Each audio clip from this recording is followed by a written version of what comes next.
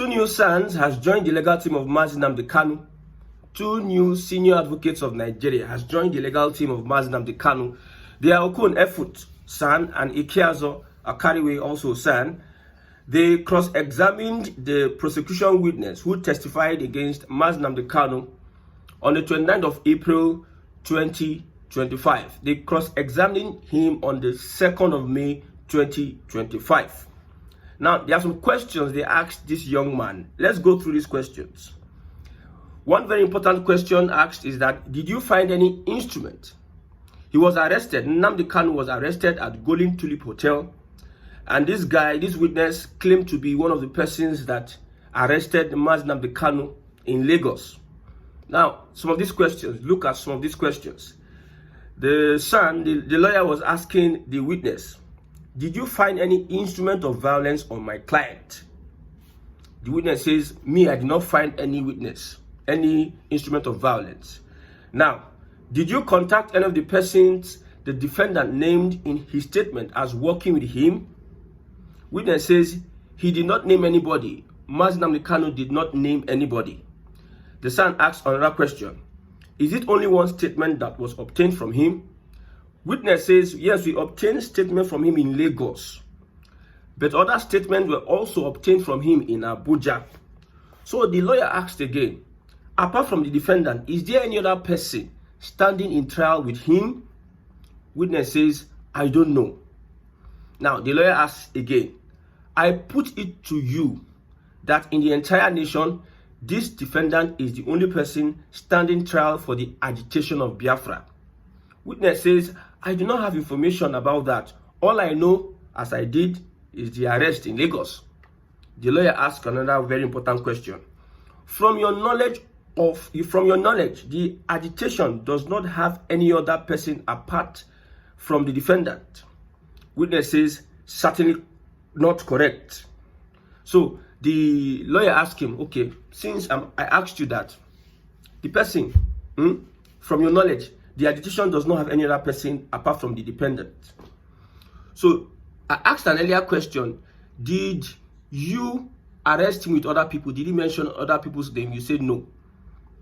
Now, does he have any other person?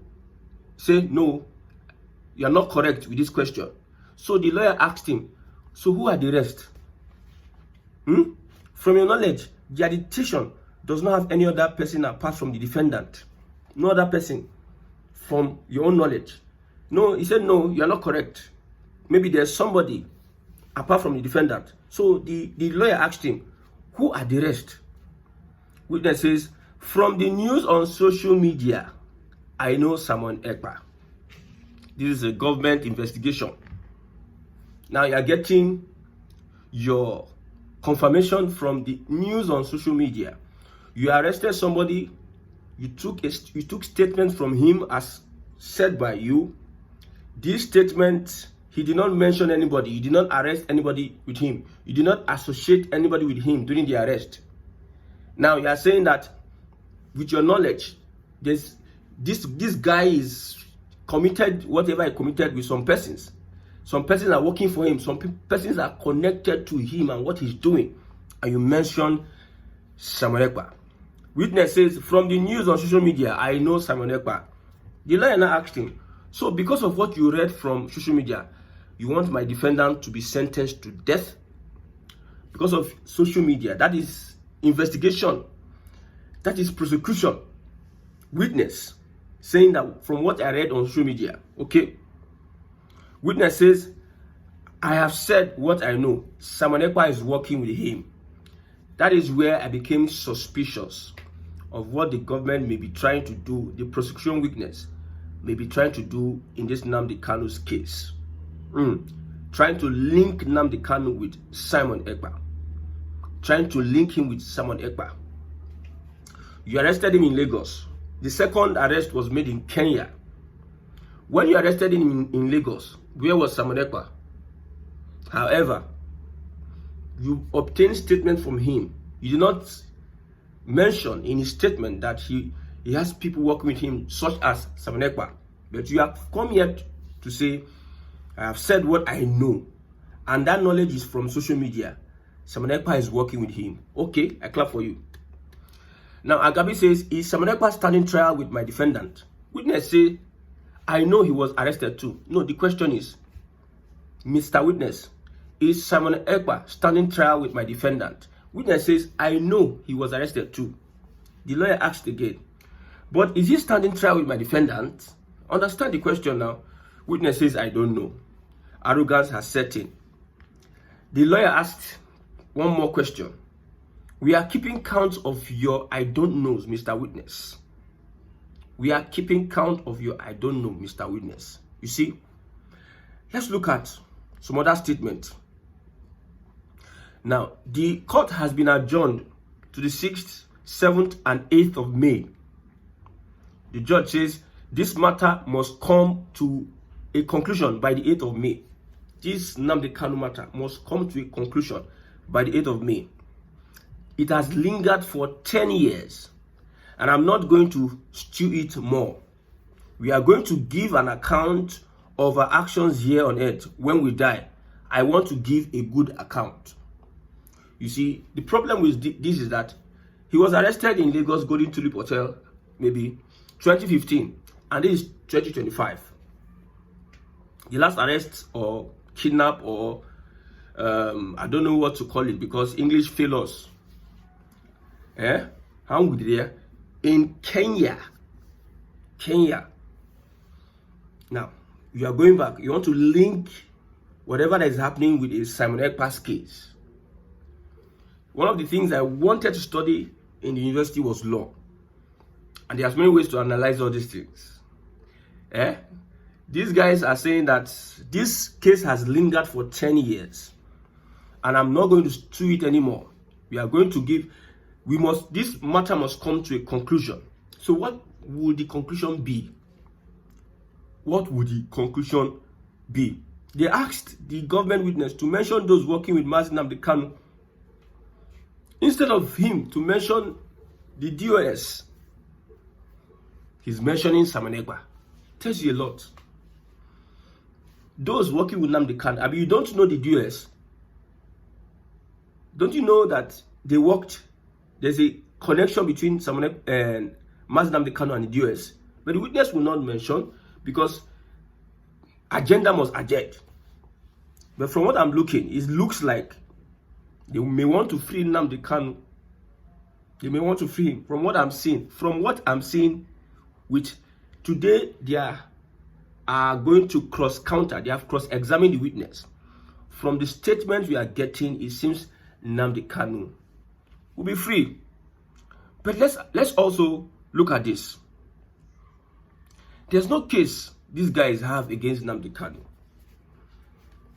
If you're a lawyer, you understand what I'm saying. There's no case they have against him. They are trying to look for how to connect this, connect that. Buhari's lawyers, this judge, what's her name? Binta Nyako. They tried doing the move from today to next tomorrow to tomorrow. At the end of the day, they could not be able to find any incriminating evidence on this young man. But yet, here we are. Release Nnamdi Kanu, you don't want to release. Okay, take him through the process. Pronounce your judgment now. Try him. You try him. You don't find anything on him. You don't want to release him. Let's wait now. Since they said 7th and 8th. They said 7th and 8th of May. 6th, 7th, 8th of May. That the matter must come to a conclusion. We are all waiting. But we can also say this. Nnamdi Kanu is in prison. The Igbos are also in prison. Nnamdi Kanu is in custody, GSS custody. Igbos are also in GSS custody.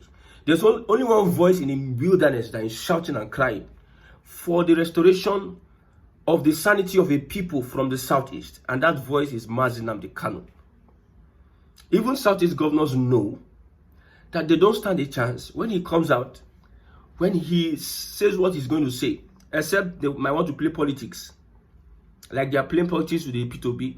P2B, they say, Igbo man, you people are not united. Igbo man, you people are not united now.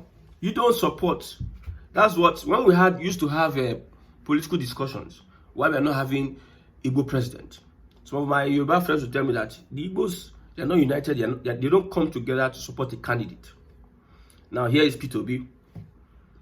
In the Southeast, he got more than 90% of support from Southeasterners. Not even the political heavyweights. They are complaining that he played tribal politics. You just see. So if Nnamdi Kanu comes out today, the governor might want to play a lot of politics on Nnamdi Kanu. And I believe God is with Nnamdi Kanu and the guy is wise. I love the fact that he's from Abia State.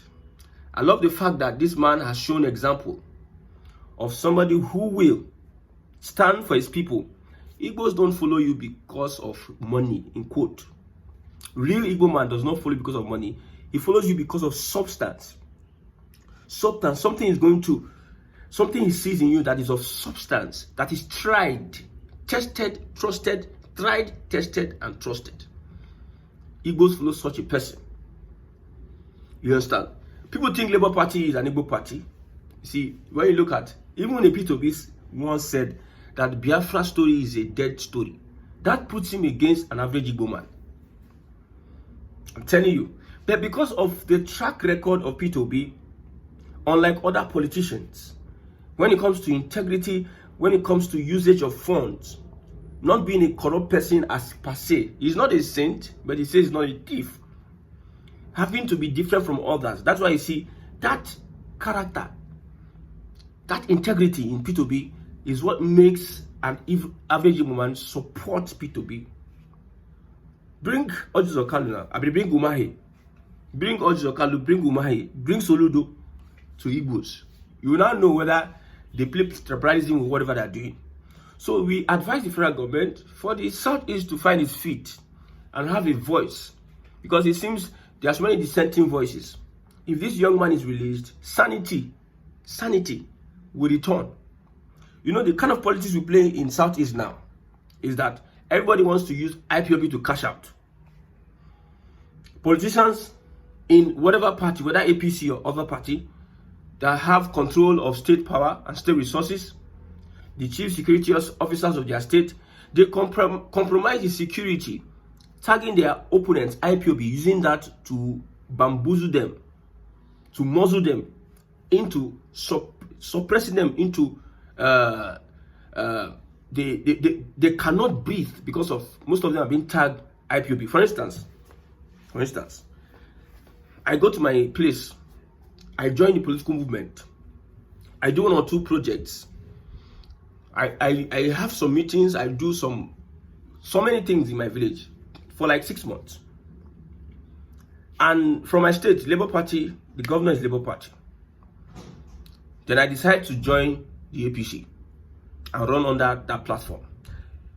Maybe as a chairman candidacy for chairmanship, I have my opponent in APC, in Labour Party, and I'm APC. Because Labour Party is the party at the center. I'm telling you the kind of politics they play in Southeast. Because Labour Party is party at the center, especially in Imo State. They want to find ways to incriminate me as IPOB. If they find any way to want to connect me to IPOB, they will now use the police and army to start threatening me up and down. Arrest there and there, and somehow they might want to eliminate you. That is the kind of politics we play in the Southeast. So if Nnamdi Kanu is released, sanity will come back. But those that are playing those politics, they will be afraid. Everybody will come back to their senses. Everyone will now calm down. And they will want to listen to this young man. So the government of the day should release Nnamdi Kanu. Release Nnamdi Kanu. The first step at restructuring, that is releasing, first step at restructuring, starting from the Southeast, is releasing Nnamdi Kanu. Leaders have failed. Democracy has failed. Nothing is going to work with this system of governance. If we continue, we will be going round and round, and the people that will benefit are only just the elites. These are the people that will benefit. It doesn't change. This is the same cycle. So the government knows what it will do, and it will do it. Let's move on. Anti-open grazing law is here to stay in the Southwest. An Akure Magistrate Court has ordered Heather Dabello to either pay a 20 million naira compensation for destroying farmland or serve a 10-year jail sentence. Bello was arrested for breaching the state anti-open grazing law and damaging a farm worth 50 million naira. Bello faced 5 charges, including conspiracy, unlawful grazing, malicious damage, breach of peace, and illegal entry. The court found him guilty on all counts. This is happening in the southwest. You destroyed a farmland worth 50 million naira. Well, the court says you should pay 20 million naira or 10-year jail sentence. Typical Fulani person might not want to pay, might want to serve. Typical. That is my opinion. What is happening in the southeast? Why can't we use this to curb the menace? But we have people, governors, that are not interested in the welfare of the people. They are interested in trying to show people. You know, when a governor enters first term, he wants to prove a point that is working so that he can continue he can be voted for second term. It is not really because of he needs to work for the people. How did Tumba enter into Enugu politics? Obedient for PDP. You never hear that. Just wait for Mba to join the APC. These are the crop of politicians we have in southern Nigeria. South, south, southeast. This is a southwest magistrates court in Akure. So this guy has been sentenced 20 million or 10-year jail sentence.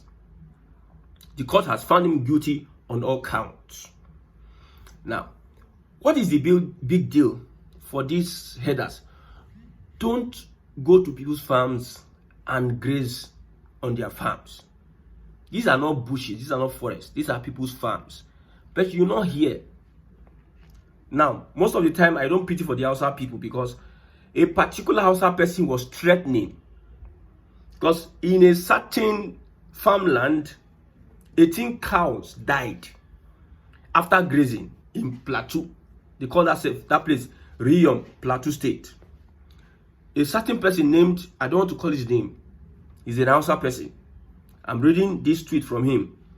The person is saying 18 cows went to a farmland of a person and destroyed the crops. The person put pesticide or fumigated his farmland. And as a result of the cow wandering into somebody's farmland, as they use the word wander, as if they don't know what they are doing, you went into somebody's farmland to destroy their crops. The person is working on his farmland, he fumigated it, and your cows died as a result of trespassing somebody else's. Thieves used to come into my house and I put a trap in the door. I want, as a thief, should you trespass into people's properties and private homes? There's a dog in a compound. I put a dog in the compound in case of any thief. You enter my compound to steal. The dog bites you and you are hospitalized. And look at the statement from a Hausa person. Please take note of these killings. It's calling killings the death of these cows. Take note of these killings because when the Fulanis inevitably respond, I am certain there will be reprisal attacks. I don't want to hear any victim narratives when it happened. I am certain there will be reprisal attacks. That is in northern Nigeria. You trespassed into my house, you got injured as a result, or maybe you lost your life or whatsoever. You are coming out to threaten, and the DSS is looking at such elements and not arrest them to know what they really know about. I'm certain there will be reprisal attacks. I'm certain. It is the governors, it's the people that give this Fulani this boldness to come and start threatening everybody. 18 cows die after grazing on fumigated farmland in Riyom, Plateau State.